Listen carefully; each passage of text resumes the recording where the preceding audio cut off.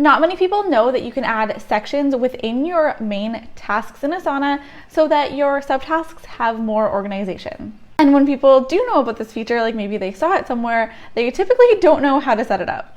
So I'm going to show you how to set it up in Asana so that you can have more organization with your subtasks. Yay! But if you find you're always Googling how to do this kind of stuff, that's why having an Asana expert like me on your team is so beneficial. My clients come to me asking me how to better organize their Asana account, as well as so many other questions all the time. So instead of wasting all that time trying to find the answers on your own and trying to Google them or trying to find YouTube videos like this one, you could just ask me and have your answer right away. If you want an Asana expert in your back pocket to ask questions to get support while you set up and optimize your systems, processes, workflows, anything that comes up, anything related to Asana or online business management, because I'm also an expert in that, head to samanthacasbrick.com/consult and apply to work with me so that we can take control of your business once and for all. Okay, now let's get into the tutorial. All right, so you're in a task in Asana. I've just made this expanded so that we're just in the task. And if you're going to add some subtasks, so I will just add some subtasks. If you watched my videos before, you know I'm super unique when naming my tasks and projects. So let's just do that. Oops, no, there's 3 subtasks there, but we're only on subtask number 2 because subtasks number 1 doesn't have a number. And for some reason I put subtasks because I think that's the word that I was saying instead of subtask, but that's okay. It doesn't matter for the purposes of this video. We now have 3 subtasks that are named subtasks. Okay, and so to add your section, so say I wanted to add it after subtask number 1, I would just hit enter like I'm adding a subtask between them, but instead of typing out the subtask, you would instead hit tab N.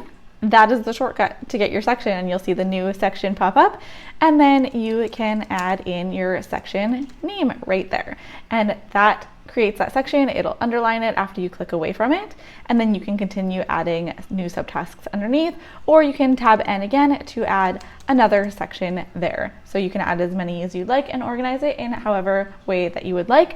And you can also move these subtasks around. So if I was like, okay, maybe I need this one under this section, then you grab these dots here and you can just move it right under that section instead. So you can really organize your subtasks in a much better way using sections. So leave me a comment if you've seen subtasks organized in this way before, if you've seen the sections used within the subtask like this. And I'll just give you a quick, better example of maybe a way that you might want to use this in your business.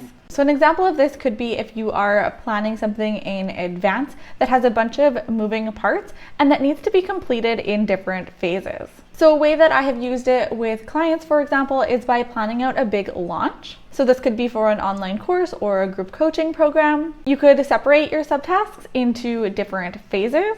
So this one could be phase 1, phase 2, and you could go on like that and have your subtasks underneath for each phase. Or you could have it organized by your timeline.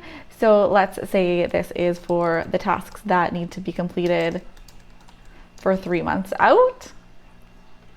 And then this is the list of tasks that are for 2 months out, and so on. And then you would go through and set the due dates within that timeline, and that would just make it easier to plan out when you are starting to use the template that you set up. I'll also let you know that this shortcut also works for planning out within your project as well.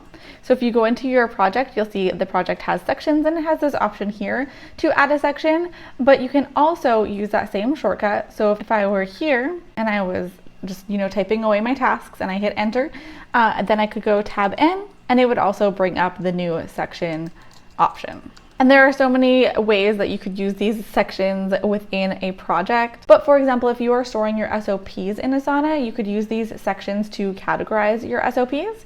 So maybe you have a section for your client management, and then you have a section for your operations, And then you just list out your SOPs that fit within that category underneath those titles. By the way, if you want my exact template for how I set up my SOPs within Asana, I actually have my whole system for free on my website at samanthakasbrick.com/freebies if you want to check it out. It also comes with a walkthrough video so that you know exactly how to use it. So head to samanthakasbrick.com/freebies to grab it for free now. Asana also just added a new feature. Up here you can see this group by. So the default is to group by sections, but you can also group it by assignee now. Since we're on the topic of sections, I just wanted to point that out, that it doesn't have to be organized in this way. You can even X this and not have it grouped by any sections at all if you just want to see your long list and no longer want to use your sections, or you can have it grouped by assignee just like that.